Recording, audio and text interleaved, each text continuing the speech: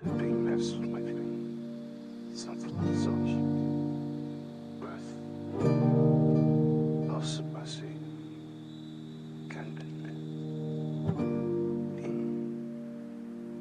Thing. Refuge me.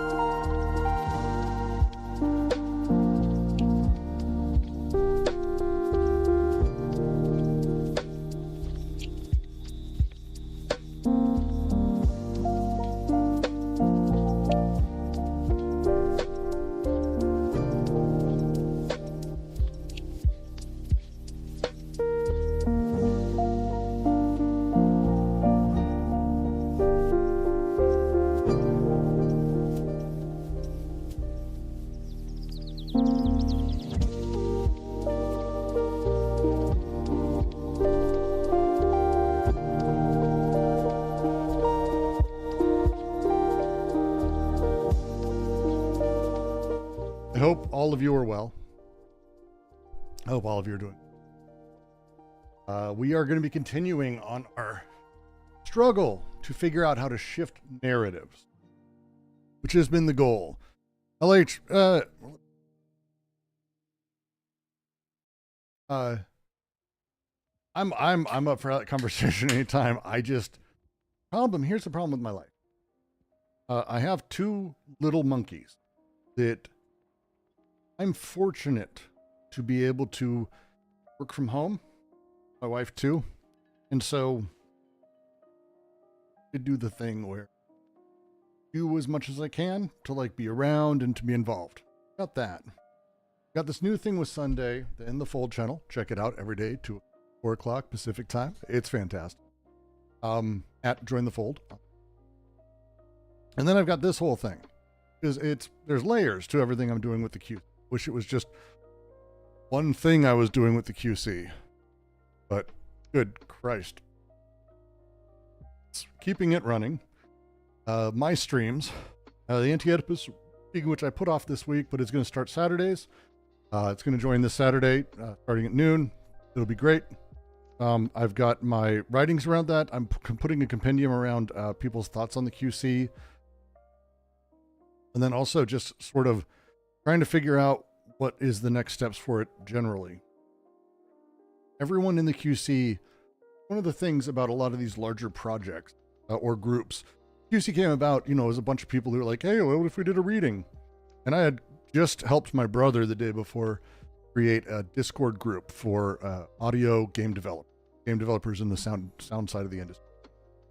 And I'm a big fan of it. And I went, I can probably do that for this Deleuze thing. So I created it, set it up. And one of the things you see in a lot of groups is that there's a lot of people join and people are very much willing to spend time at a thing, but building a thing or keeping it going or monitoring it or trying to sort of keep it alive, it's not an energy people sort of have. They have that for the rest of their life. So the amount of energy that is expended in the upkeep of a thing is far more than I think we want to deal with. It's a lot. But yeah, I'm with you. The 5th anniversary is a really unique thing. We have an entire archive of everything that's ever been written on the QC. Like I don't let things get deleted. Set up. Sarsaparilla, by the way. Because I should get my cowboy hat down.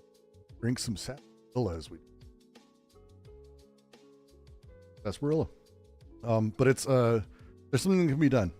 So after the stream, I will pop into the QC. If you're still awake, if you're not, tomorrow I'll be around. We're doing a open office thing and all that. But today, so yesterday we continued our no elephant stream. What does that mean? What is that setup? What are we talking about? Well, it comes from a book written by Lakoff about try not to think of an elephant. The idea is that when conversations or issues are being set up and conditioned by the first people who sort of put them in place, by the concretized way that they're talked about, then what we end up with is a conditioned and built argument that you can only work against, not subsume, not critique, not go around. You have to attack it and prove it false before you can move on. At least that's kind of how it works with us. Joke for him is try not to think of an elephant. First thing you think of is an elephant. So now you're trying not to think of an elephant. Think of everything but an elephant. But even that, you're thinking about an elephant in the negative space. This puts us in a really tough place.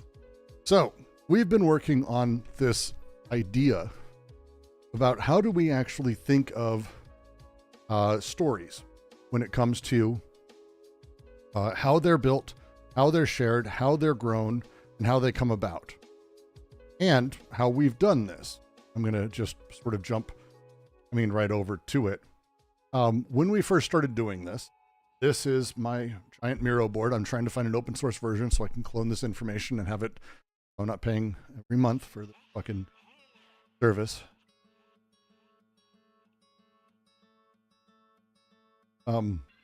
It's a nice service. I'm just very aware that this shit is fucking expensive to run. This shit is expensive to pay for too. But we started noticing the example we used originally was that story of Dad's Place. This Ohio pastor wanted to help, but now he's been found guilty of running a homeless shelter, which is like, that's not what he was found guilty of. This is clearly a narrativization. And as we dove in, it was amazing how far we found the dominant framing, who built it, how it was framed, who the stakeholders were in the power dynamics. Then we were able to go through his process of thinking through what the shared experience, the universality of it is, and then reframe it.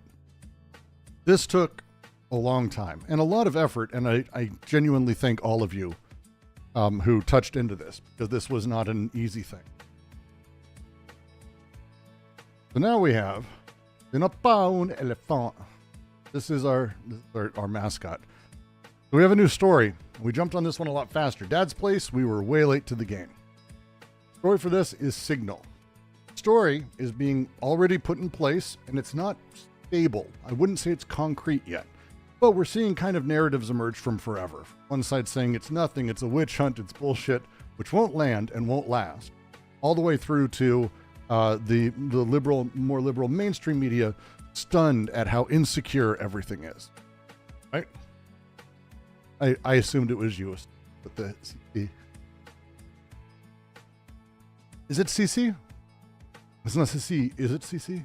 Shit, it is. I really fucked that up. God damn it. It is CC. It's gonna be fucking terrible. It is. Fuck. I'm awful. I know it's the pipe one. That was what I was going on. I'll redo it and get it back up there, or I'll leave it as an eternal monument to my own. But we were able to go in and start taking down. Okay, here are main things, and we found the texts themselves. We brought them out. We built out, and I started adding stuff because I started collating things I had found it on my notes. We have our counter framing for how Fox and Trump group is going with it. Things that just do not get brought up. Example. And we ended up with, like, here's kind of the setup of the, I ended up going through doing linguistic pattern analysis, a bunch of really fun shit. This was a blast. Then we started talking about the stakeholders. As you can see, I've added a significant amount. These scribbles up here were me yesterday on stream. Someone went through, thank God, and added pictures of these fuckers. My favorite DEI hire of all time, the Nazi Jew. You know, like the bear Jew in Quentin Tarantino's film, like the Nazi Jew. Great. Good to have him. Hi, Steven. Be on health. But all these people that are involved, they're not really the only people involved. we have a lot of people that are interplaying with all, and it's interplaying in the media as well, commenting on it, pushing it, and other media that you don't expect to be making the commentary they do. And they've come out of kind of left field and agreed with how insecure this is. So when we start talking about what is the narrative, who's at power, I put together, this is a link if you want to go to it. And actually, I don't have it. But it looks like this. It's kind of just a general power dynamic of who controls who or where they're exerting power amongst everyone. So we have like, Trump exerting power across the board, but Heritage Foundation and Musk exerting power on Trump, which if he exerts power to them, they have, again, these are tenuous, difficult relationships, sort of by nature. So we mapped a lot of this and the sort of power dynamics. I got a lot more in here of how we started sort of coming into all this. And again, a few more connections that end up tying back to kind of a couple groups. And as you can see, I kind of ended up grouping in a handful. There's kind of this Thiel network of people, and you can kind of see who's connected to that. You can see the Musk network.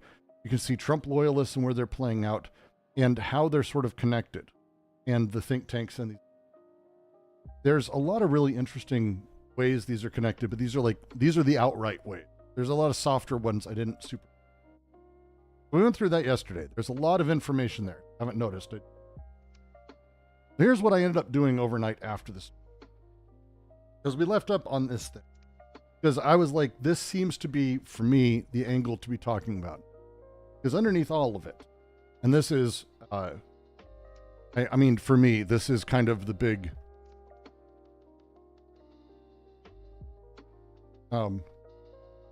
this setup and everything that's happening.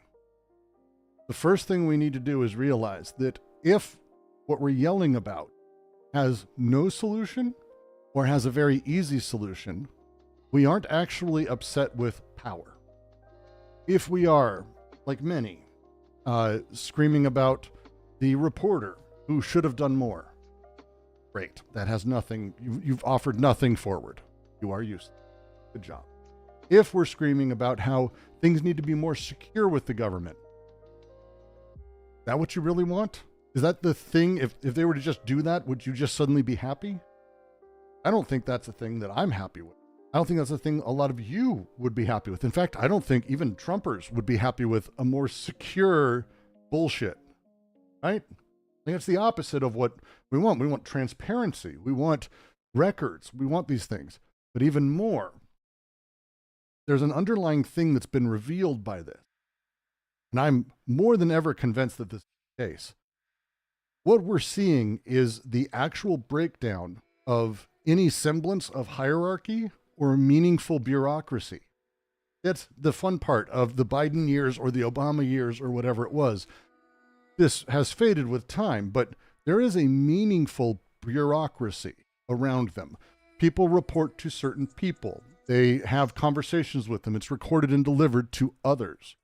That thing that they're doing, that meaningful bureaucracy, is actually one of the things that sort of keeps it in check. I was talking earlier about how, like, even the QC, it's difficult to keep it up.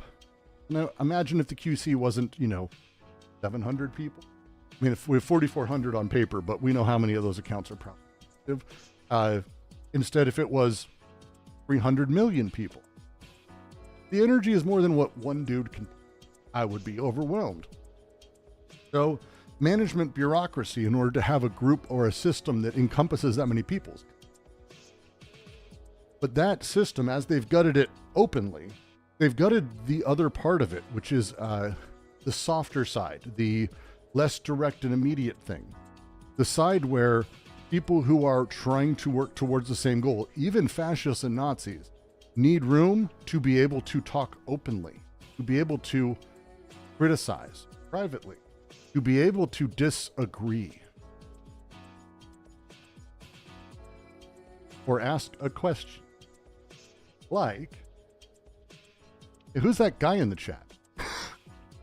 As an example, if we live in a time now where the CIA director, the head of national intelligence, the head of the Department of Defense, the head of military intelligence, fucking Secretary of Treasury, Secretary of State, all of these people don't have in their power, they believe, the ability to go, hey, who's that guy? And they don't have to do it in the group chat, just around the edge. Like, hey, Mike, dude, who the fuck's that guy you just, Mike, who'd you invite? Just that. But they're terrified to ask Mike that.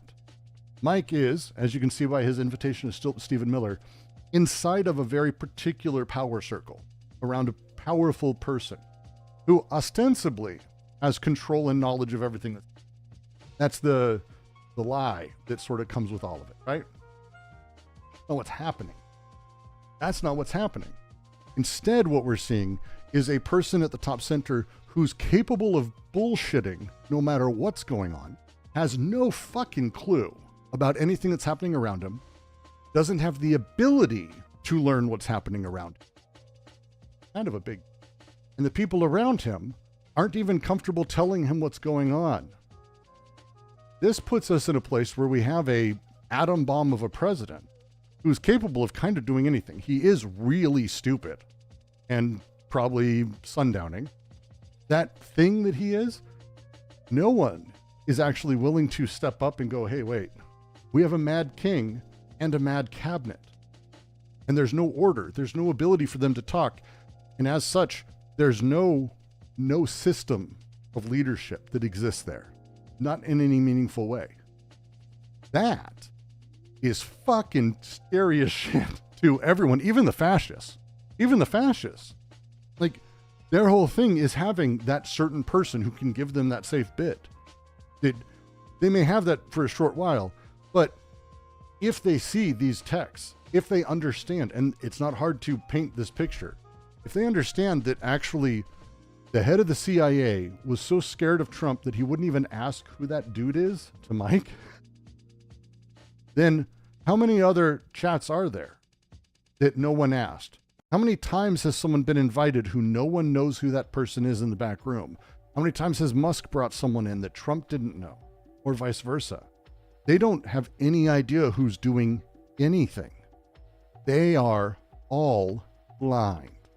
They have no information. That is a huge fucking deal. And I think it's an incredible opportunity for us. This is where I started aiming. So, I kind of put together what I see as a lot of the core values, cultural narratives, common grounds, things that are parts of it. We talked about a lot of these yesterday. What you're saying is I can infiltrate Caesar's Legion? What I'm saying is there is absolutely a reality that someone already has, or that multiple people have, just by showing up. Because, as you saw, no one asked who that fucking dude is. No one asked who Jacob was. Like, literally no one knows who this fucking Jacob guy. You're free to tell me. I think I know it's Jacob Hellberg. But does everyone there know that was Jacob Hellberg? When this other guy was added, why didn't they go, hey, wait, I see his name. I Googled him. Why would you invite him? Why do we want him? No one asked this. No one knew who the fuck this guy was. We're at that level. It's fucking insane. So, the things to realize about all of the articles that are sort of across all this, when we start seeing the commonalities of stuff, generally speaking, we're talking about prioritization that people feel. You see this in a lot of the articles. Couldn't they be asking around through other channels? Sure they could. They didn't. None of them knew that this guy was part of it when it went out. None of them knew. And none of them are saying, I asked and they would do this. At this point, someone would say a thing. And again, they would have asked, they would have kicked him out. Like, that's how this goes. Hey, who's that guy? Oh, fuck. Sorry. I don't know. We should not join that group again and let's start a new group. Done. And then Jeffrey has no idea what fucking happened. That didn't happen. Like, physically, they all can ask, but they couldn't ask. Incredible. So, let's go through this because I want to talk about core values that are common to all the articles and stuff I saw. So, at its base levels, We are talking about a military action versus a political consideration. This is stuff that is in that text that we saw them talking about. Whether or not it's okay to bomb, and at the same time, what is the political, financial reality of it? This exacerbates, I think, the transactional approach to foreign policy that Trump has, right? If you're following me on that, I hope you generally are. It's a, come on screen, get your shit back. Come on. One sec. Stupid fucking, stop working. Goes.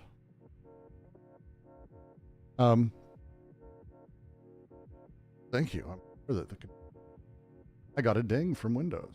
What we have is this really interesting mentality of like how we treat Europe. This is the news in Europe, by the way, is this. The article, and I could show it to you. We can go through it, but it's I think no point. The Independent had an editorial piece that said, this is the end of American hegemony, as like America is no longer in the position of being the world king. And they're not wrong. This is it. Because everyone in Europe saw literally American leadership say, we don't give a shit. They're a bunch of fuckers. I hate them all. Good job, guys. So that thing completely fucked them up. But it is a transactional approach that everyone saw. With this, we also have this odd thing that is kind of what people are talking about, this tension between security and convenience. And that's, if you didn't watch all of the congressional hearings, senatorial hearing, you'll actually may have missed it, but the CIA director and Tulsi Gabbard and everyone is talking about this thing where it's like, hey, we need to use Signal because it's easier. We need to use Signal because of this. It's not as difficult as getting to a SCIF. That convenience versus security thing, this is honestly playing up, and it's their attempt to play up what is their fetish, which is efficiency and reduction of bureaucracy in the name of expedience. This is Silicon Valley talking point. All this is. And that's Musk or Thiel, it doesn't matter which. This is that mentality. And so when we have this and we're talking about this, the emotional side of all these articles is, oh my God, look at all this scary shit from security officials, right? Headline story in the UK, but it's not focusing on America selling Europe out. It's about the security breach. One sec. One sec,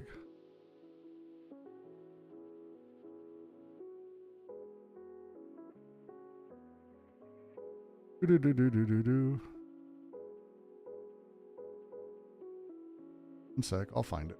You know what? I'm not even going to argue because there's a lot of reasons.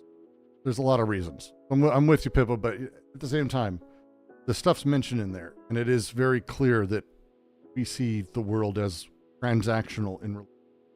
It's an excessively transactional.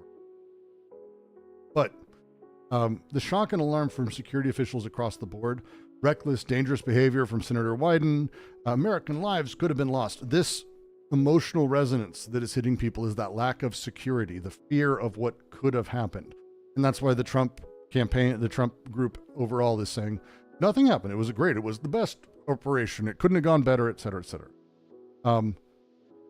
What we have building up from that is a bipartisan concern for proper protocols.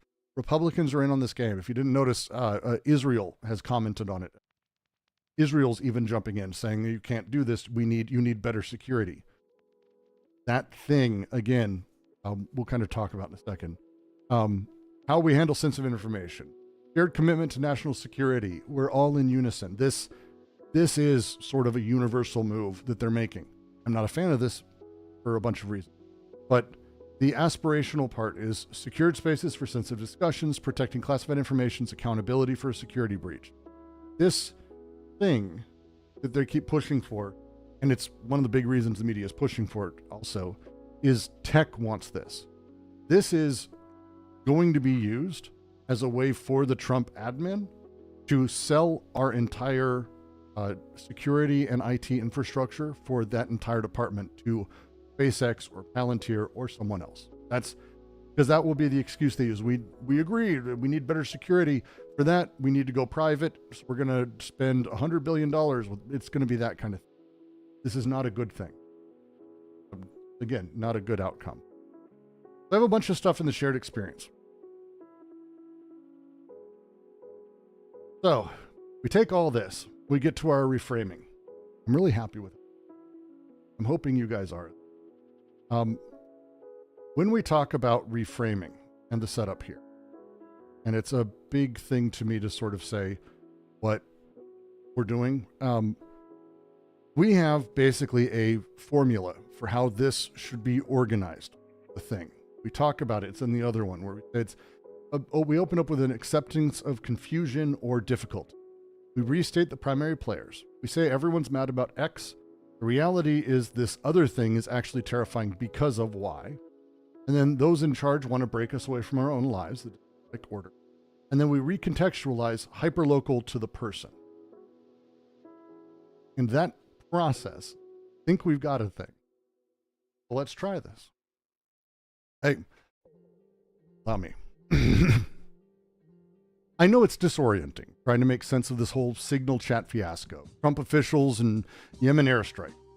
Everyone's focused on this operational security breach and classified information, but really there's a lot more happening here that people aren't really discussing.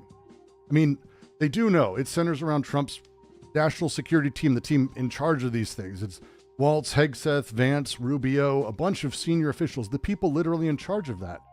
And they accidentally added the Atlantic's editor, Jeffrey Goldberg, to a Signal group chat discussing military operations actively happening as they were happening to targets in Yemen. I have links. Democrats are outraged about potential security breaks. I mean, so are the Republicans too. They're even joining it. Senator Mark Warner called it a violation that could have put American lives at risk. Well, Wyden deemed it obviously demanding resignations. Republicans even expressed concern with Nebraska's Don Bacon calling it unconscionable. But reality is, what nobody's talking about is the real horror, the complete disintegration of interpersonal trust within the highest levels of our government. The Signal chat reveals a power structure so fundamentally broken that basic human recognition has collapsed. Think about it. In a group of our nation's top officials, nobody noticed a complete stranger in their midst. Not one person said, wait, who is Jeffrey Goldberg? Why is he here? This isn't just about cybersecurity. That's only sort of useful. It's about the death of institutional awareness. Even more telling is Vice President Vance secretly harboring doubts about the Yemen operation, writing that he thought it was a mistake while publicly supporting it. I'm not sure where the president is aware of how inconsistent this is with his message, Vance wrote before stating that he would keep the concerns to himself. This reveals a government where nobody trusts each other enough to speak honestly face to face. They're so accustomed to surveillance and backstabbing that they've created digital back channels where they can't even recognize an outsider in their own midst. They're using consumer apps because they don't trust secure channels to stay private, which are designed to maintain accountability and record keeping. When confronted with this breakdown, Trump has simply dismissed it as a glitch. I think he even said, bad signal. They got a bad signal. Claimed our national security is now stronger than it's ever been. His team coordinated messaging to minimize the incident, with the White House press secretary Carolyn Leavitt insisting no war plans were discussed, despite our lying eyes. They want us to focus on the technical details of Signal's encryption, partisan finger-pointing, instead of recognizing that terrifying truth. Our government is so atomized and isolated that officials don't even recognize strangers in their own communication channel. They want us to mirror this isolated existence, staring at our phones, locked in digital bubbles, never questioning who's in the room with us. This matters deeply to me, and to you and me, because we are trained to live the same way. Think about your own life. How many group chats are you in that you don't know everyone? How many Zoom calls have you joined in where strangers appear and nobody questions it? How many times have you withheld concerns and just kept them to yourself to make sure one or two people in the group are happy?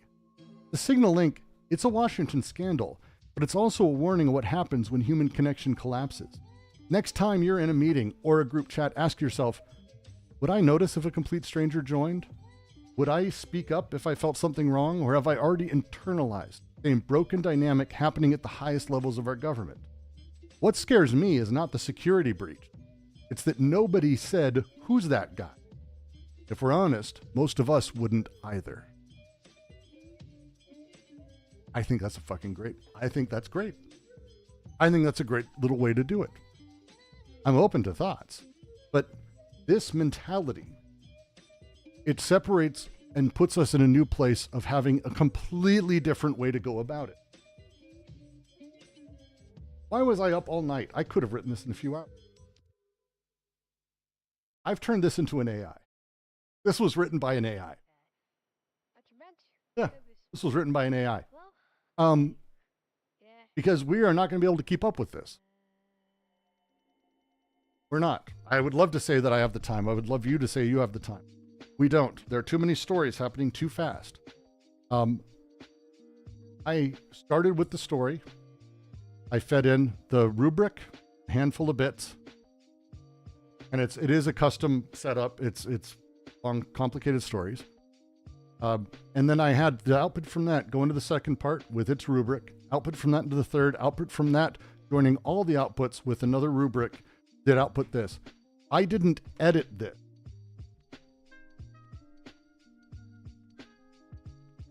I didn't edit this.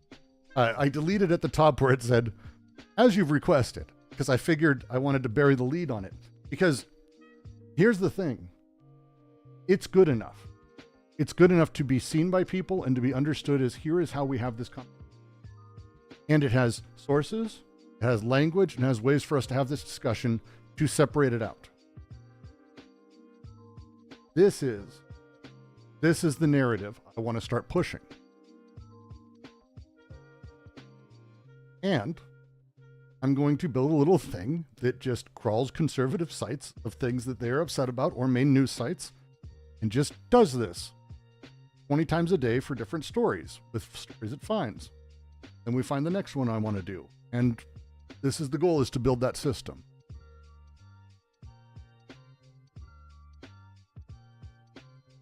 I really like this story. And I think it works. I think it works broadly, and I think it works for people. So,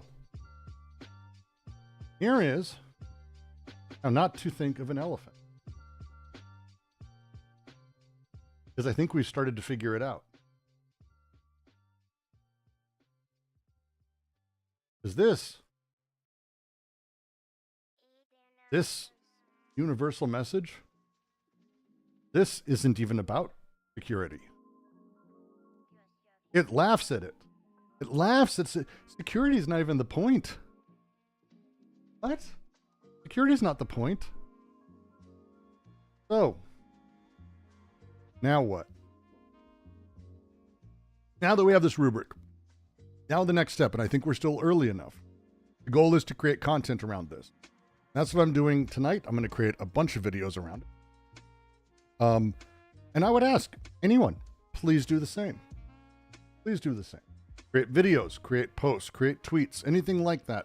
We're going to coordinate them in the elephant. This is not an elephant chat in the QC, but the idea is for us to amplify our own message, to share the links out, to actively be part of a mini campaign.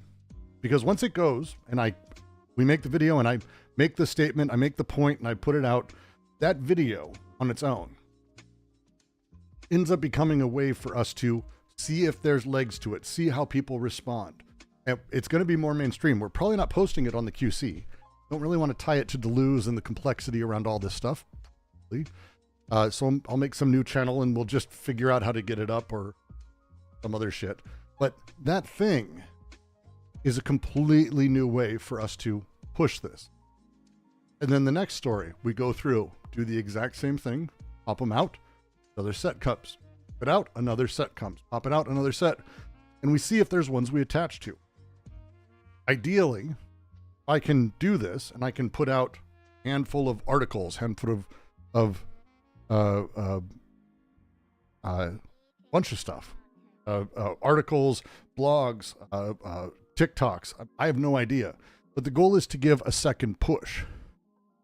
The goal is to critique, not to criticize, not to attack with resentment, but instead to actually have a way to respond that is actually emancipatory for all people. That's the difference. That's the goal. So, thoughts? I think it's great. I'm really happy with how it turned out. I'm really happy with it. It returns to the hyperlocal, recontextualizes, pushes it back out, and I think people will feel this. I think people will feel that last bit quite a bit. Next time you're meeting, would I notice if a complete stranger joined? That gives them personal anxiety. Would I speak up if something felt wrong? Personal responsibility. Fear. That's fear. Now imagine that's the Department of Defense is experiencing that same feeling, not just, hey, do you have the TPS reports? I do not have them. Oh, okay. I think it works. And I think it's attractive. What did I feed it to get this? I feel like I'm looking at magic and don't know how to comment. I mean, very specifically, I took, we had a bunch of links and a bunch of text up here. And I have this, which is my breakdown of Lakoff's framing, this quadrant 1. So I took all of the stuff we had in here, and then I added a few links to stories, and I had it look online. It uses Anthropic API in the background. Anthropic is my pick currently. And I asked it with that to spit out specifically the dominant narrative bit. This right here is the dominant narrative bit that it spit out. There's a lot more to it, but this is that main part. I then took all of this and I added in all the stuff here. I added this rubric and I asked it to spit out power dynamic by searching online and finding connected things. It built this and then it rebuilt all of these. This took, well, all of this I'm saying is like, this is a final run. This took like 15 different times running through and each time was, we'll say less thing. We'll say less as a thing. This is Miro, M-I-R-O. It is not free. There's a free version, I think, that you can have. It's not very functional. I pay a subscription so that way all of you can be guests on my board and mark it up. There's a lot of rules. It's weird, but it spit out all of these power dynamics. That was the last run. It actually gave me what I wanted. It searched what I needed, and it did all the things. Again, just using the same info, but just kind of changing how it works and changing how it looks. All of that then I put in and asked it to look again, and with these against, again, the same a new set of articles that I asked it to. It shit these out, in which case I then put all of that info, all of it, and I think I can even show you the last run for it. I mean, I can show you the last prompt that.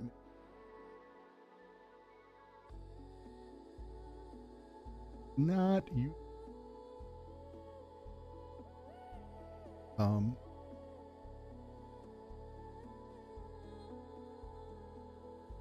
The prompt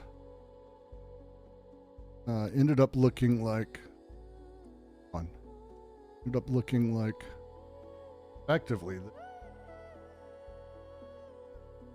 That's the prompt.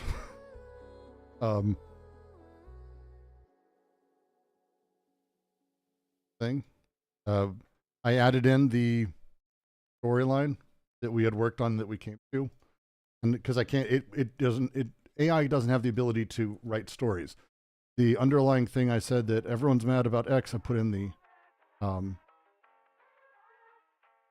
here is the, essentially, the way it works is in sort of mathematical in parentheses. So it's accepting confusion, restating primary players, everyone's mad about blah, blah. And here is, this is the example I gave. Nobody asked who's that guy. This is the sentence I gave because it's what we talked about last night. And then it wrote all the rest of this. Actually. So I added in a couple sentences. A decent amount of, the back end was a decent amount of sort of back and forth and reframing stuff. It's really fun. I find this stuff fun. As a thing, I find this fun.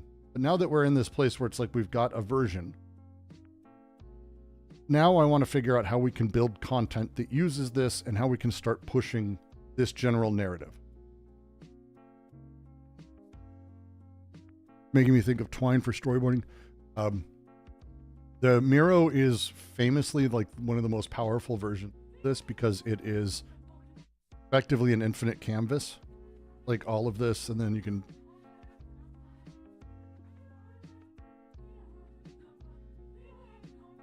as just again, this is it's why I dig it. It's why a lot of people. So it lets you have a lot of these things. So here's the rubric at its basic level, and here's the next.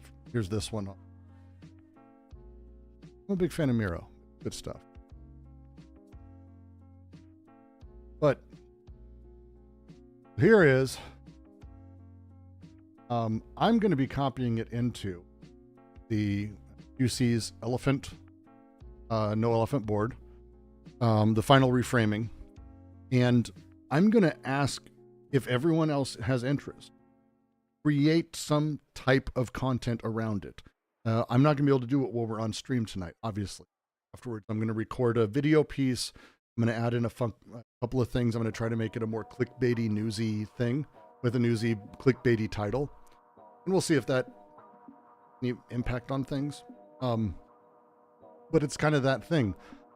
How do we then get this message into stuff? And it's really by sort of dropping some very particular lines in some particular places, but it's a thing we've got to try.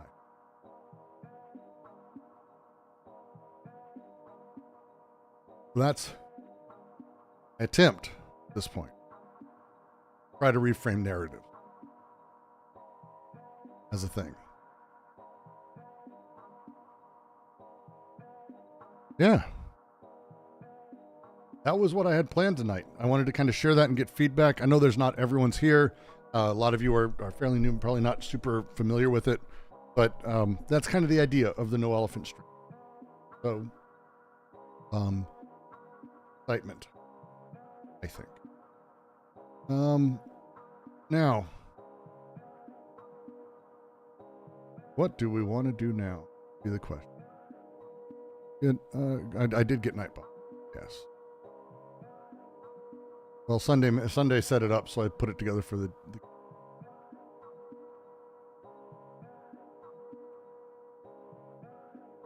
oh yeah.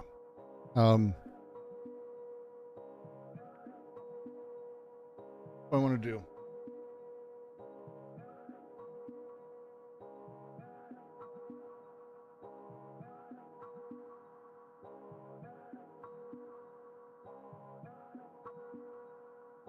I have my next mini book review is going to be on idea of pure critique, followed by, because I'm a big fan of the idea of pure critique as a thing. I think it did an exceptional job of its thing. I'm finished my second run through it. I need help with Kant from a couple people in order to sort of make it fast, I think would be the way to put it, because it's a bit of a fucking nightmare.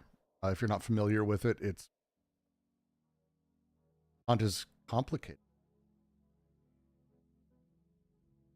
But then the other is Debt Slavery from Jean-Claude Martin. The idea of debt itself is absolutely fascinating.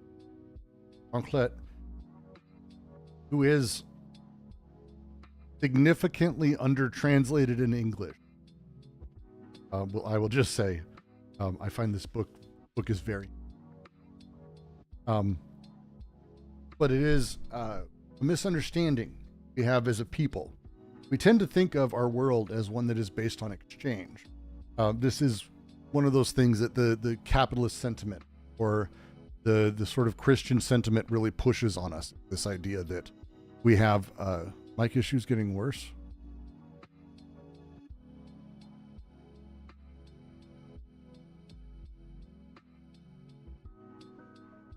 Demonic now. Mike is demonic. No, that's on my end. I'm a horrifying person on it. Getting gated. I don't even have a fucking gate. I hate everything so very much.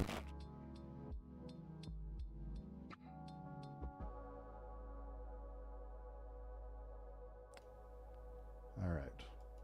See, All I have is I have local vocal transcription, which is this thing. And I'm not going to get rid of that. I'm not going to remove it from, I think this may have fixed. Did I just fix it? Does this sound better to everyone just now? Now it's crackling.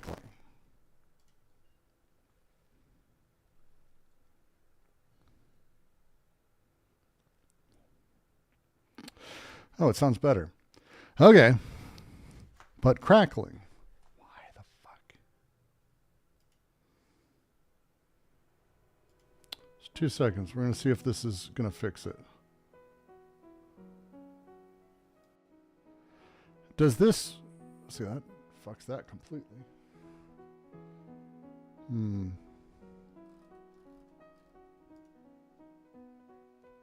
Why would this be so heavy limited? That is fascinating to me.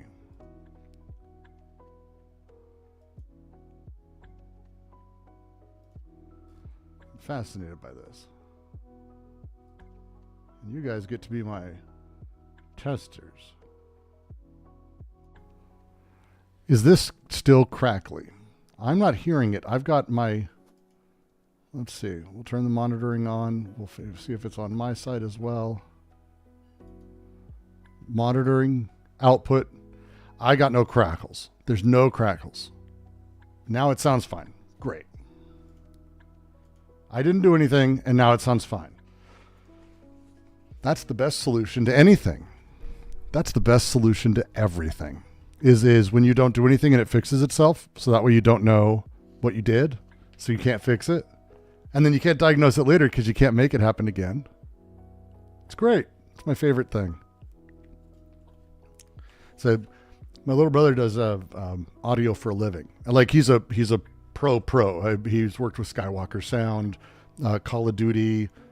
He's been around. He recorded the first big jazz festival following Katrina. He actually went on site and recorded with the Neumann head mics, like crazy shit, amazing setups. And he like tries to identify what's wrong with mine. And ultimately he just gives up and is like, Brooks, you fucked yourself. You suck. That's what you get. Like, you're just terrible. Humanity has a mistake. We think that economics and exchange run our world, that it's always been about exchange. I exchange one thing for a good to you, and it's about the value of that exchange that keeps us as brothers, or some shit like that. Right? This is not how this works, though. This is not how this works. How it works is we're based in debt.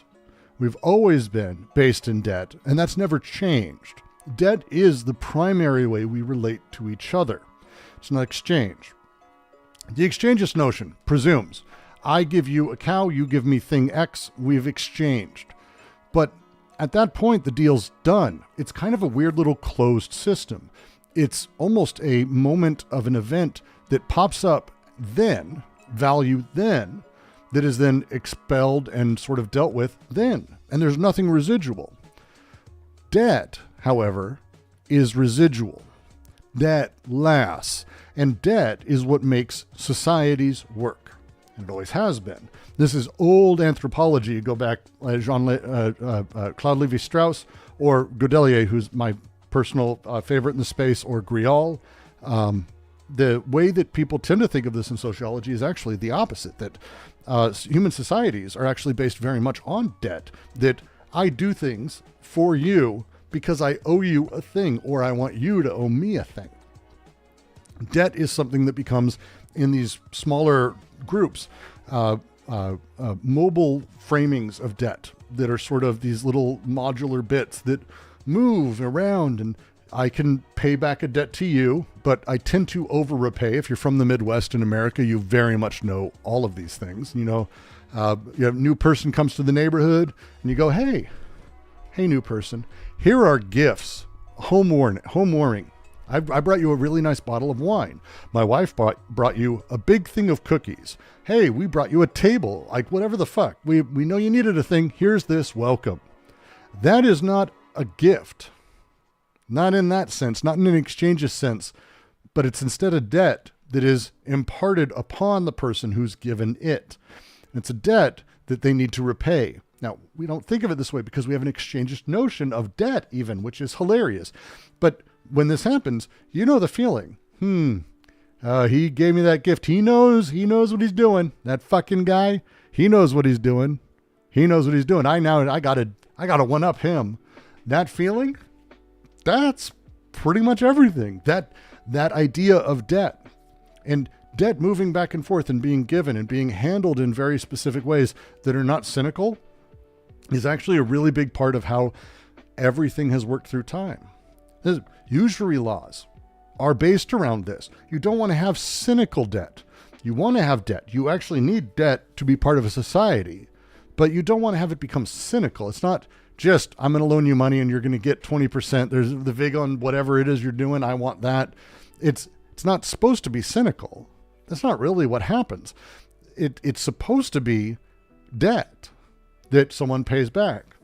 If you go back through the history of debt, it's really fascinating. Some guy wrote a book about it. I highly recommend it. You'll find it. It's called Debt. It's called Debt. And it's called David Graeber. It's excellent. But that thing that happens with debt, no one gives tables. It was a joke. But that has happened. These are things I know have happened. My grandfather was a woodworker, and it was like his hobby. And like because he was an engineer in real life, and he would make crazy shit for people. And it wasn't just him. It's a very normal Midwest thing, is like, it's not really extravagant gifts, even though it sounds like it when you say it out loud. It's being nice and knowing that in return, that person now owes you to be nice. And it's not spoken, because spoken would be cynical. Cynical sucks, right? So this is debt over time. And capitalism's funny this way, because capitalism's still very much based on debt, but the debt's no longer kind of between us. The debt is no longer between us and a king or a queen or a state. The debt is in the dollar. Our social position in debt is kind of owed constantly, all the fucking time. And we have a really strange thing that flips. There's a saying I love, which is everyone's required to pay back their debt, but no one is required to loan. What is this odds? It's nonsense. Of course, no one's required to loan any money, Brooks. Then why are people required to pay it back? Because this is the system. The reciprocity of the nature of debt is the way debt functions. It's a circulation of debt amongst people inside of a community or a kingdom. As soon as it becomes accumulated to a particular place or grows in size to a particular person or power, things change. Pierre Clastres wrote an astonishing book called Society Against the State. Highly, highly, highly recommend it. That goes into the weird way that all of these tribes, these small tribes that are prehistoric or primitive, they all had really weird ways of handling debt. Because it's almost as if, he doesn't say that they did, but it's almost as if they know civilization's around the corner and we really don't want that fucking thing. So they would do anything they could to stop anyone from accumulating wealth. So they used to have tribes with leaders. Well, a chieftain, and we see them now and we look at them as kings. They're in Disney movies and shit like that. That's not really how a chieftain worked. They actually had the weirdest debt situation because their job was to constantly give fuck tons of everything to everyone. They constantly had to be overdoing the gifts back. They had far more capacity for gifts. As such, gifts were necessary for them to stay chief. But this stopped the accumulation of wealth. There's a lot of ways that this happened. A potlatch is an example that a lot of people use as well, where everyone shows up and it's kind of like a big fucking feast. Everyone just devour all of the excess that everyone has. Whatever it is, they did everything they could to stop this centralization of wealth, because centralizing wealth would mean debt changes, and it did. And with capital, debt changed drastically, because now you have to pay back all the time. And in fact, we can find ways to make it so you pay back always the rest of your life. How many people have student loans that are $100,000, $200,000 in this economy where they did not find a job that manages to commensurate that? So they're paying on interest and they're letting it grow. How many people are on payday loans week to week where most of their paycheck goes to paying the payday loan that they then take out the next day because they're that far behind? A huge number of people. We are this completely broken debt system because it's not about circulating debt anymore. It's about debt being consistently repaid in one direction. Jean-Claude Martin in Debt Slavery goes over it very, very well, kind of from the start. When I do my full reading of this in the next couple days, I have a webcam that's going to be like aimed down so you can actually read along with me. I don't have that now, so you just get my lovely face, and I apologize because it's not that lovely. That philosophy should have something to say about economic processes should come as no surprise to anyone who, as a reader of Nietzsche or Marx, understands that money is not matter. The way money circulates is a matter of dematerialization, of an increasingly ethereal ideality, which sometimes gives us the feeling that we're swimming in bad metaphysics. In Book 1 of Politics, Aristotle already considered money to be fictitious, an unreal genre. Money never derives value from itself. It is a sign. It is a symbol. It takes the place of what it represents, replacing a very abstract value with an artificial image. Its purpose is not to be kept, and it serves no purpose in itself. It only makes sense to be exchanged, to be sold. And because it is not a thing but a print, an imprint, its acquisition occupies no space, belongs to no place. Unencumbered, it carries the risk, as Aristotle pointed out in reference to Solon's statement, of going beyond all limits. Its ideality meets no obstacle, and its storage poses no problem of space.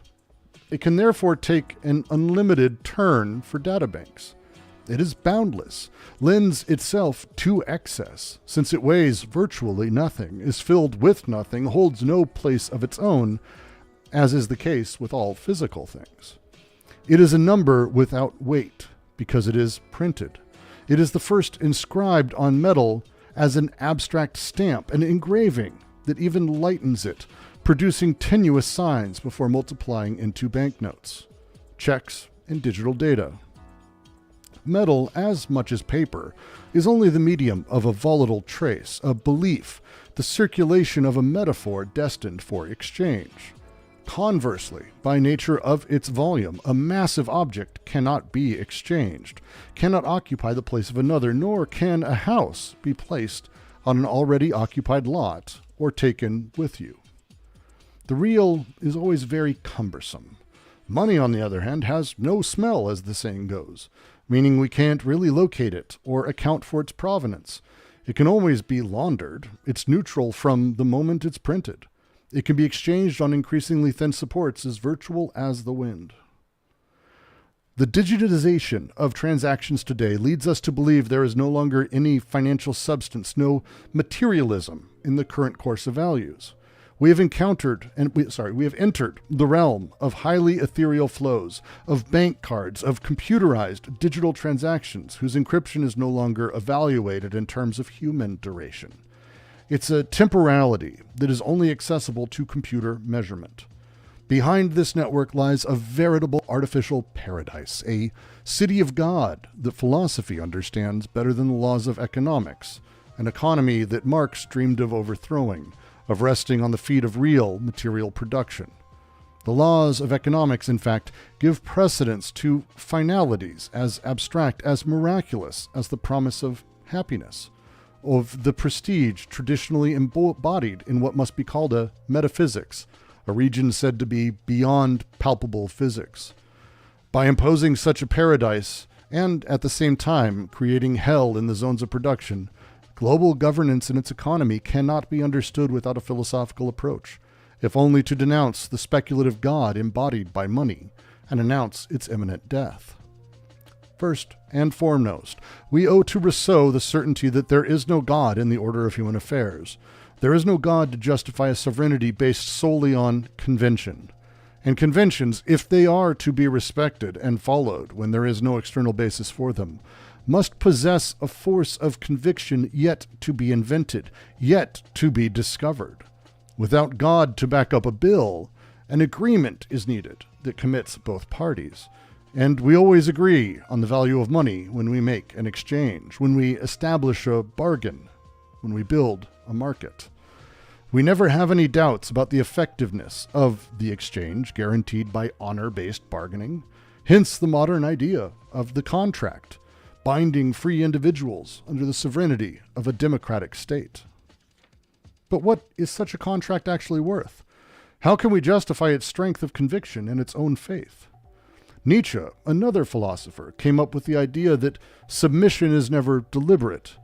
This very special contract, this social contract by which we bow to an authority without complaint, contains a very strange element of faith, a spiritual alienation that leads to free submission, a rather curious inner constraint in which we ourselves agree to lose all our rights. It's out of duty that we submit to a moral authority before being political. How does such a duty work in the economic sphere? Capitalism was certainly born of the exploitation of this form of debt, fault, and even capital sin. It establishes a relationship between individuals with a very specific contract, that of being indebted at will. Every debt is a promise made to another to owe him something, pledging one's honor, repaying him unconditionally. Sometimes one might liquidate highly symbolic family assets to do so.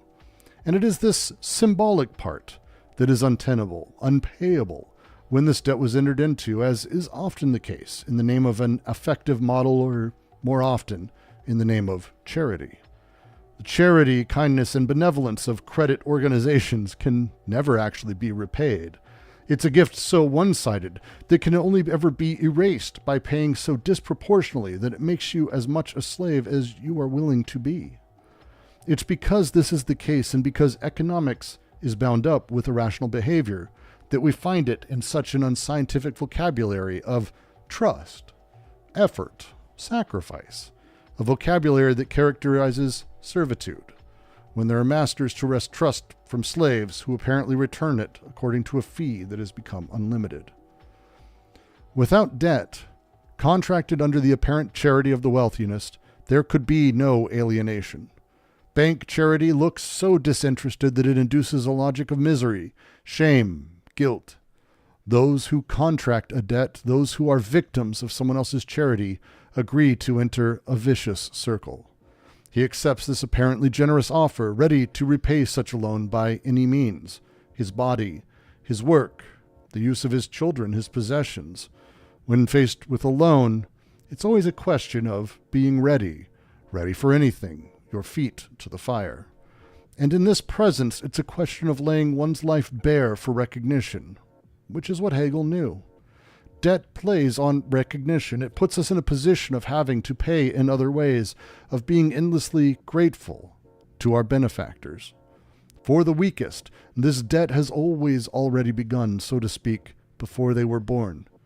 Debt is a fault, an original sin for the newborn, who must repay the contracts of his elders, the debt of his relatives, the reason for which he does not know. Why can't we break such a contract, which Marx also sees as alienation, as slavery? This is the question this book will attempt to answer, by showing how the global financial system plays on morality that is not strictly economic.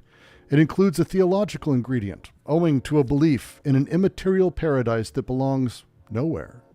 It is ecumenical, claims everything can be relocated in the name of a God who is no longer just the God of money, which is still too material. The well-off have no need to line their pockets with it. On the contrary, it's the poor who, without a bank account, have to justify their purchases with coins made of metal now. The rich, on the other hand, circulate without security, without having to pay anything. All they do is transmit by satellite, cell phone, bank card, by shares acquired without making any physical transfer. Stocks can in fact be sold before they are paid for in microseconds that only a computer can calculate. The rich, they are the masters of time. And it's this domination of time, or the dematerialization of space by financial networks, that this book is about, to denounce the deception and imposition of shameful servitude. Capitalism is not only savage, it is vampiric as well as spectral. It haunts the world, drawing its grace from foodstuffs as much as from commercial services, speculating on advantages that no longer have a material counterpart. It is banking the ecology of the entire earth. And those who enjoy these unconditional benefits no longer belong to a social class. Dematerialized masters become unlocatable in terms of a social class, often untraceable if the microseconds they enjoy are placed on the bangs of search engines. Free for them, of course, untaxed. They know how to use pseudonyms, multiple identifiers, without physical addresses. In this way, they slip through every loophole in the law to lead the world to its doom, destroying all social ties, all public assets, which they have become the predators of, while selling everywhere the holy, respectable image of debt. The ambition of this book is not only to denounce these actions, but to highlight their criminal nature. That's an intro. That's the fucking intro. This fucking intro goes hard as shit. Debt Slavery by Jean-Claude Martin. Translated by Max Milo, I believe. It's a stunning book. Jean-Claude comes from a tradition of philosophy that I'm very personally involved with and very much a fan of. So it hits a lot of stuff for me. He doesn't do the thing a lot of, especially you see in the U.S. Not all of them, Ian, I know. And not all of them, Holland, I know. But a lot of people do the Deleuze hates fucking everything. He fucking quoted Hegel and Aristotle, and it's not bad. It's the correct usage of them. It's almost like he cares about philosophy and thought. It's amazing. It's amazing.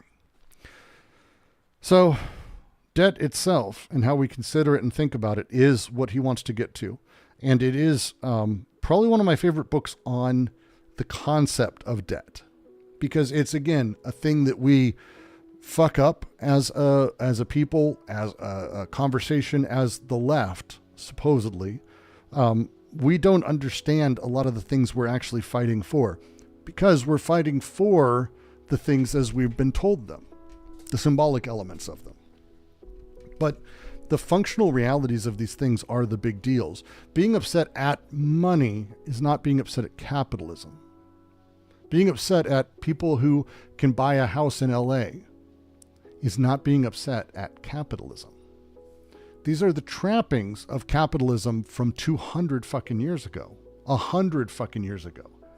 And even then, they weren't. Ask everyone. Was Lenin proletariat? No, just saying, he wasn't. He wasn't. He wasn't. Lenin was super bougie. I like a lot of his writings. Don't get me wrong. This is not negative. He just wasn't a fucking proletariat, because these are the terms and the way that we've built into these symbolic elements, the way and the structure of relating to the world. And it's all backwards. It's all bullshit. It's all bullshit. Stepping back and going, how does actually this shit work? Why am I invested in X, Y, and Z? Why am I all of this?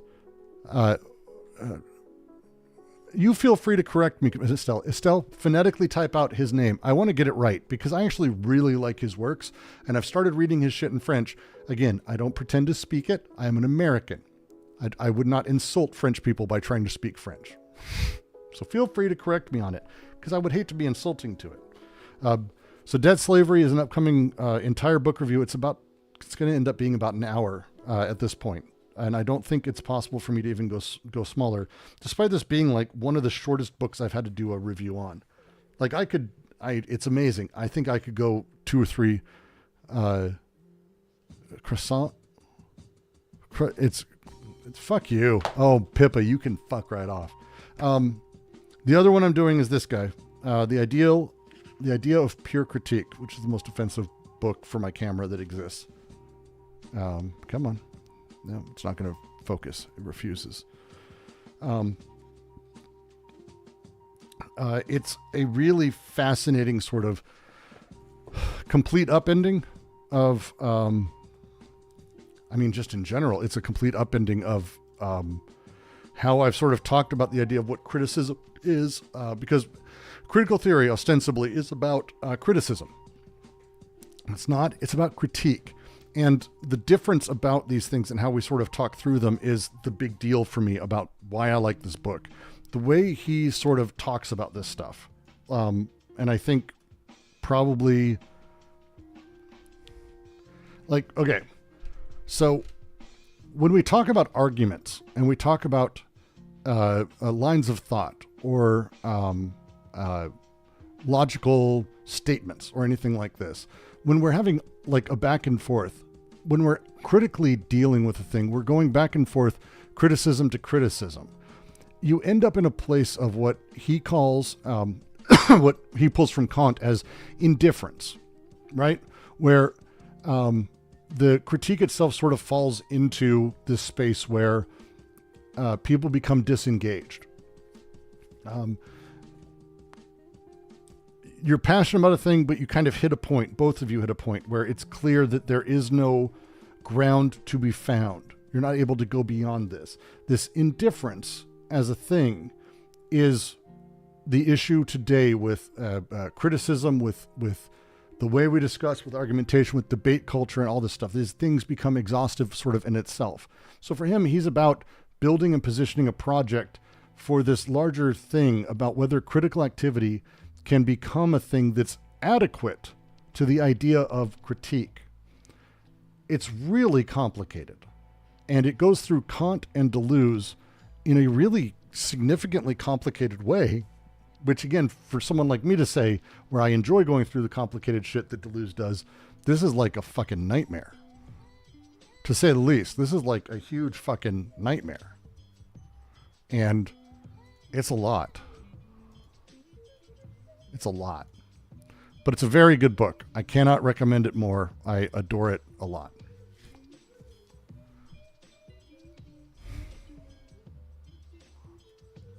So, yeah, good books. I am tapping out. It's been a long day.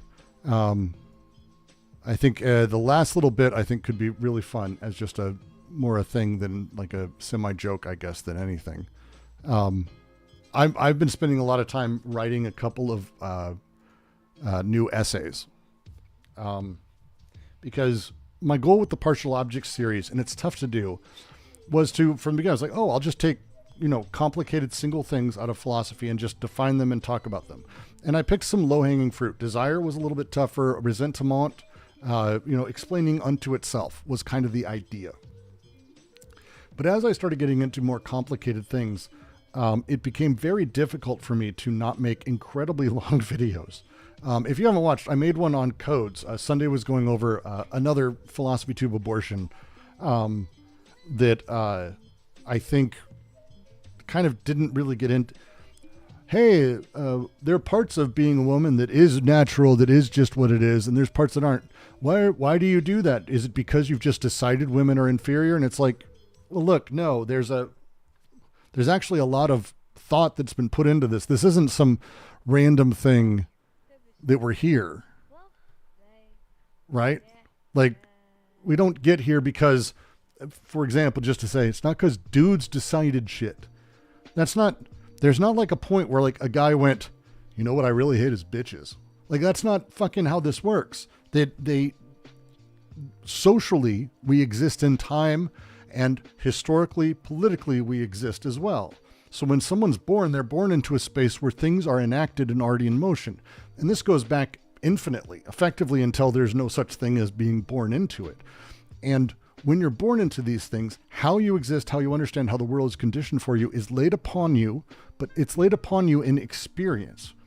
This is like the big deal for Deleuze about, like, when we talk about the category of metaphysics as a thing, like what stuff is, it's almost irrelevant to a lot of the discussions we're going to have with Deleuze. It's ontological for him. How do you become a woman? What does it mean to be becoming a woman? Because it's not just, oh, I'm making the choice to just be more like a woman. The fuck does that even mean as a thing? Is it purely made out of the social stuff? Why do you feel those things? What are the impulses within you that are pushing you in different directions? Is it that you feel like that? He quotes, and it's one of my favorite bits from Proust, is Proust talks of multiple kinds of gay men. And he calls them, he considers straight men possibly gay, because there are straight men who are into women who are brutish and hairy. And he says that's just because they like they like these parts of a woman, these parts of a man, and that they have over there. And then there's the men who like petite, smaller women. And he's like, they're into this type of man, the twink type, but they're also attracted to this in a woman. The way Proust talked about sexuality is far more progressive, which is hilarious given all the time and all the other dumb shit he said. But this way of how we discuss and how things come about is not because some dude in power said so. Some dude got in power. How did he get there? Because he said so? No. How he got there is because of the reality and material conditions of social interactions and how they build over time, right? And I have a video on this, and I wanted to make a video on it that was short. What is a social code? I explain it.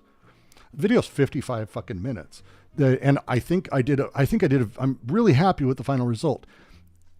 But it's at that point where I'm at the edge of, fuck, what am I explaining here? Because I'm going through all the nature of social codes, giving real world and sort of expressing how they set up and how social constructions exist. That's what social codes are, social constructions.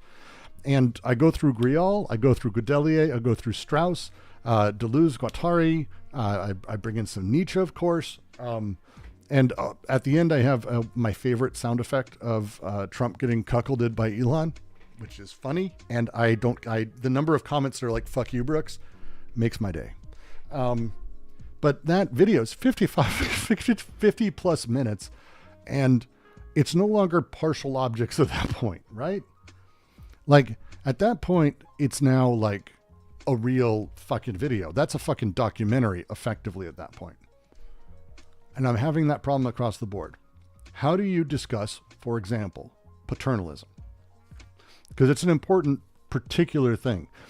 If we rewind, and this is a thing I actually watched happen with Sunday. It was when Sunday first showed up in the QC and he posted his stuff. It was right around the time right before Vosh and the Professor Flowers shit started. And, as always, leftist YouTube is garbage. But it was kind of fun to watch Sunday go through it because the challenge was that you kind of had paternalism as the thing on trial, but no one understood that because they assumed it was like they didn't know what paternalism was. Like either Professor Flowers or Vosh couldn't put their fucking finger on it or discuss it. They had these really weird symbolic understandings of it rather than the working ontological understandings of it. So that thing, the fuck, how do you do that? Pop culture's got to be involved, sure. But how do you actually do that and have it not be an hour-long video? You can't. You just can't. Because paternalism isn't simply the idea of, hey, dude's in charge. Paternalism and maternalism, the difference is actually not relevant, really, to the discussion around what paternalism is. The discussion around gender cross-secting with that as a lens is, but like paternalism, it is that thing. So what does that power dynamic look like and how do you talk about it and how do you deal with it? And as you start getting into it and trying to explain, this isn't resentiment beautiful because Nietzsche, even in aphorisms, was able to get it across really quick and really succinctly. But there's no one who's written like a succinct, great way to talk about paternalism because it is a complex thing.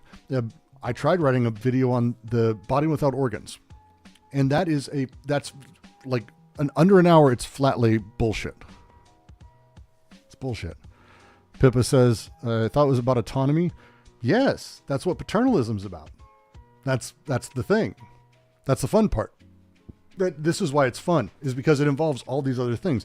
Paternalism is the idea of influencing and shifting someone else through your actions, or having control of the outcome of those things and what that means. The relationship someone has with paternalism. Colonialism is baked in with paternalism. Paternalism, though, isn't necessarily colonial. It tends to be. So paternalism is the opposite of autonomy, but it's about, that's the critique that they were levying and they were failing to, because it's that complicated. I tried doing Body Without Organs. I started writing the script and I got like 7 pages done, and I realized I wasn't even close. Like, the video was going to be like 6 hours fucking long by the time I was done, because how do you even teach someone to start having a conversation around what it means for a surface of recording that is itself non-productive? And it starts melting your brain. And that nightmare is like, Jesus Christ. It's a lot. So my next video on paternalism, it involves Star Trek, The Prime Directive, and Peacemaker, which is one of my favorite TV shows. And because Peacemaker is about paternalism. If you haven't watched it, it's literally, there's no way you don't have that as the thing that it's about. And it's about it in a really fantastic way, because it's not on the surface. It's not outwardly screaming paternalism's bad or anything like that. Instead, it's about the effects of paternalism, the nature of what it means to exist in a paternalistic society or in a paternalistic relationship setup, in that sort of structure.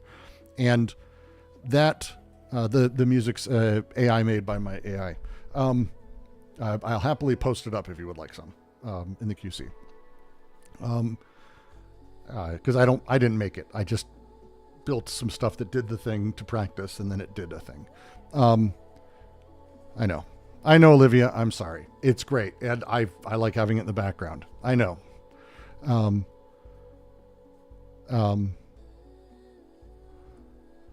You want me to scream thing bad? I don't know. And no, it's okay.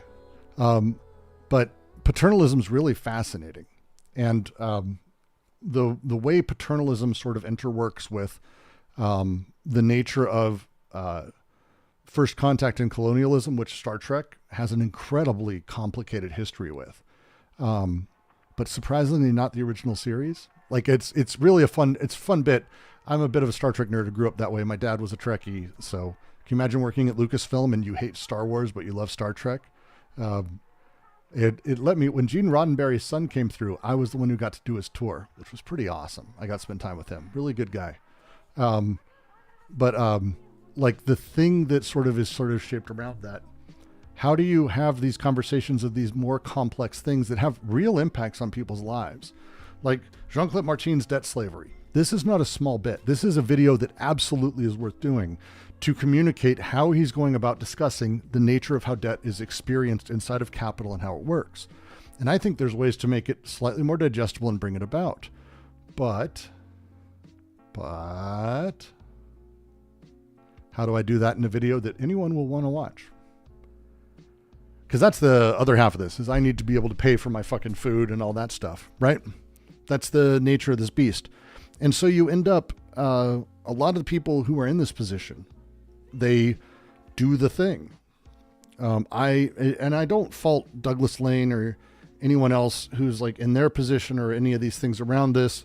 I don't like these people generally, but like, I don't fault them for going in that position. But when you are part of the blank industrial complexes, philosophical industrial complex, video game industrial complex, these things, these complexes that become formed and sort of harden around themselves and become about infighting for the very particular space instead of creating something new. Hilariously, with Deleuzians, you see this quite often. And they're part of that. It's fucking weird. That thing, like, what then? What's that next step? Like, how do we build something new if you're rebuilding that? And then for me, the question is, how do you build something that isn't just going to turn into that? That's the idea essentially behind the Elephant Project. The more we can start finding ways to have side conversations or conversations that leap over things that get around the normal conversations, because everything in media, and by the way, watch normal media, do it in the next week, and keep in mind all of we've talked around the elephant issue. And all you'll see is dominant narrative and responses of You won't see anything else, because that thing, it feels good when someone's on your side. It feels angry when someone's in opposition to you. That's it. Yeah, let's do a. We're gonna look at a example of this, because I think this is a worthwhile discussion. Let's see. Let's do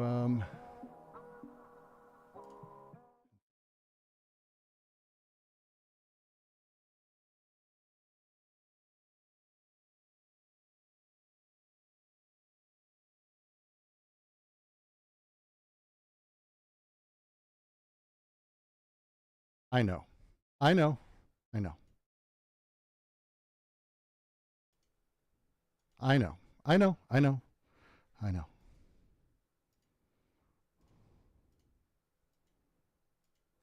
Okay. Now, why is this so fucked up? It's amazing. Just one moment.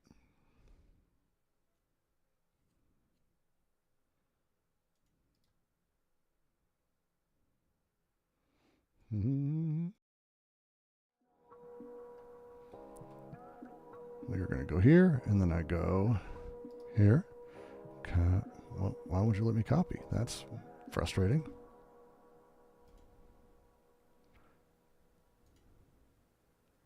That's fascinating. Why won't you let me fucking copy it? That's fucking crazy. All right, so we go websites. There, that pops up, and then I go here, and I'm working. Okay, that's working. Fine, whatever. It's fine, whatever. I'm not gonna fucking deal with that. I just need to nuke everything and start from scratch again and again. If you don't know who this guy is, you're luckier than I am. The Luke Beasley show is apparently the hottest shit on YouTube these days. He is the next wave. I'm calling them TikTok politicians. I don't know how else to describe it. He does this thing. This is the thing he does. And the interactions overall are reactions to the world of politics as a thing. And again, not faulting anyone. I admire a hustle. I'm not shitting on a hustle ever.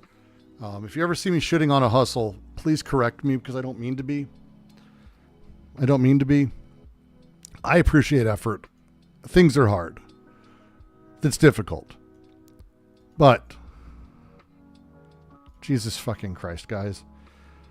This is the thing. So, members only content, 15 minutes, an hour here. You can see through it. Oh my God, this is really bad. Oh, how stupid. Sent shockwaves. This just happened. What? I don't even know what to say. These things. Mute or mic. This is resentment built in. And it's not analysis. It's just how stupid is this guy. We're going to watch it for a second. You'll see what I mean. Because that's all this is. It's just, how stupid is this fucking dude? Can you believe it?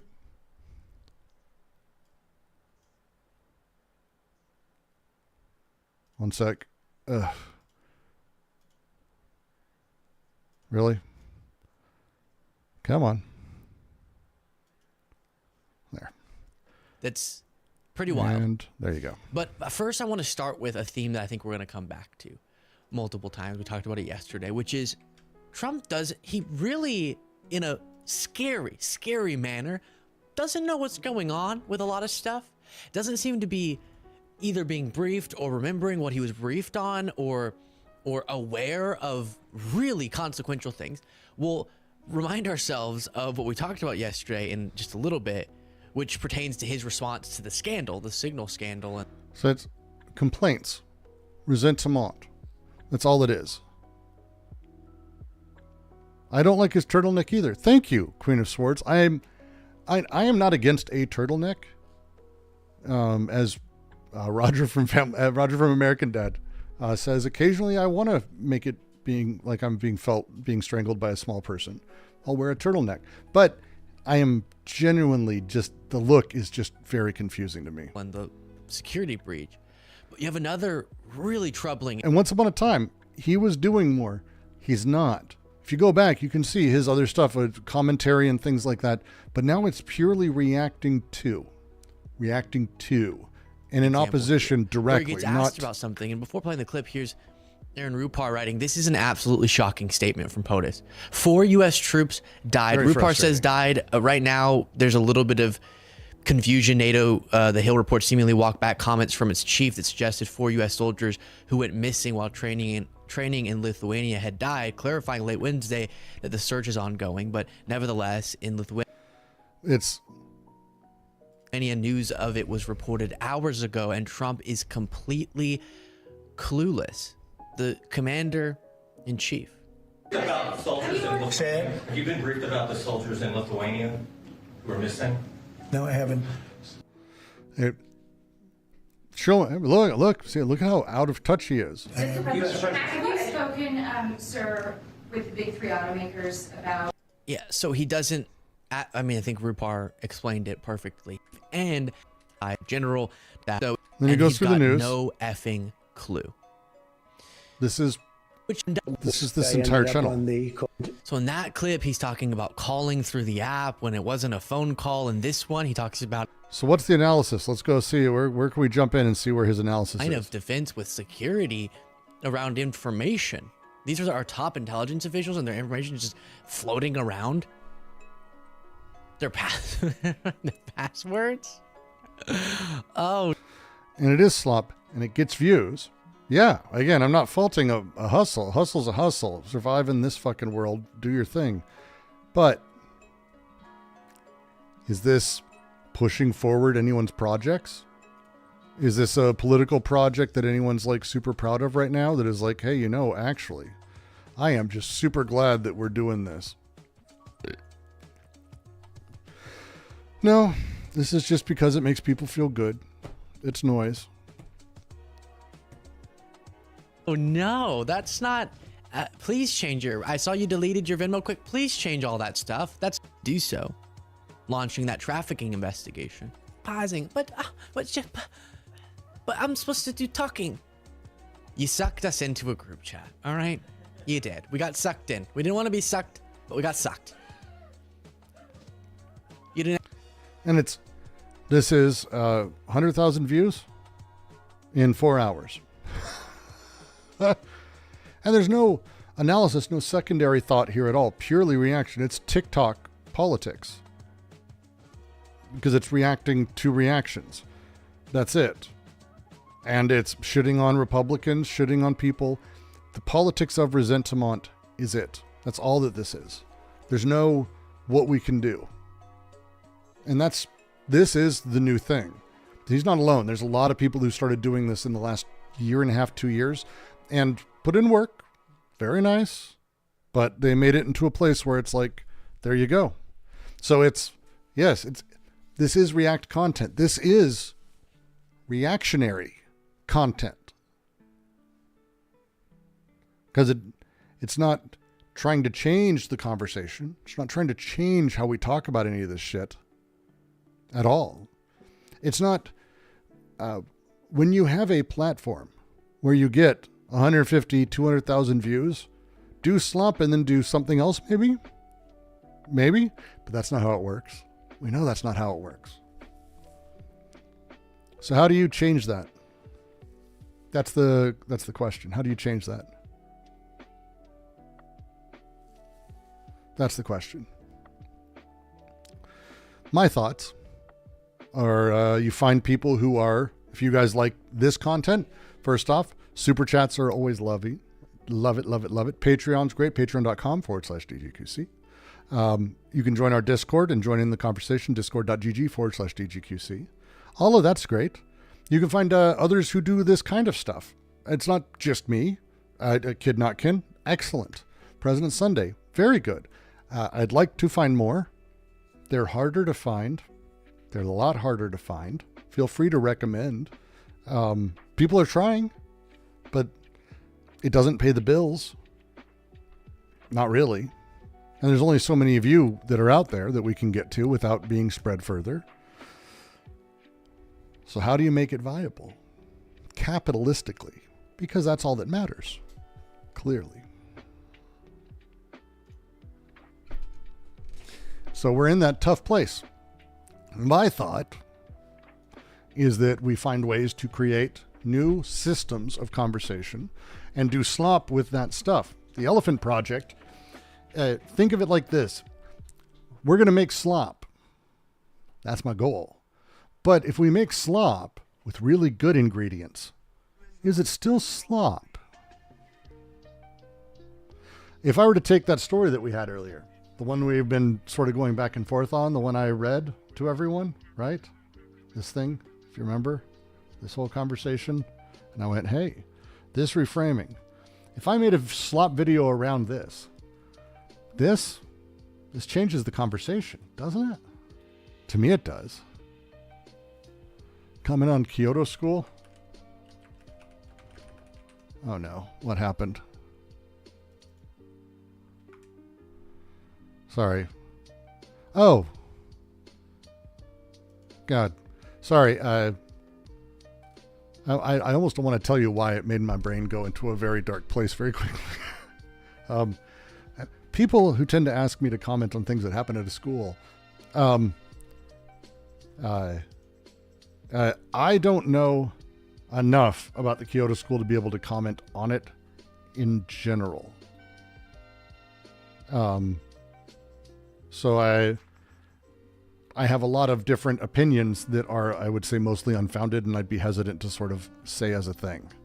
But how about this? I will read up more on it, and then I will title a stream a thing, and you can make sure to make that, or at least make the recording afterwards, if that sounds acceptable to you as a thing. I hope so. But regardless, this is my hope, is we can build slop with better ingredients. So thank you for the $2 stop fare. I will look into and I will comment, and I hope we will find out whatever I think. Otherwise, thank all of you for joining the stream. It is the end of the stream as far as I'm concerned, because I am running out of things to talk about, and I want to get those essays done, and I want to fix my audio issues, because I've got to do more streams this weekend. But thank you all. Please join the Discord, and let's see if we can make better slop. That's what it's all about.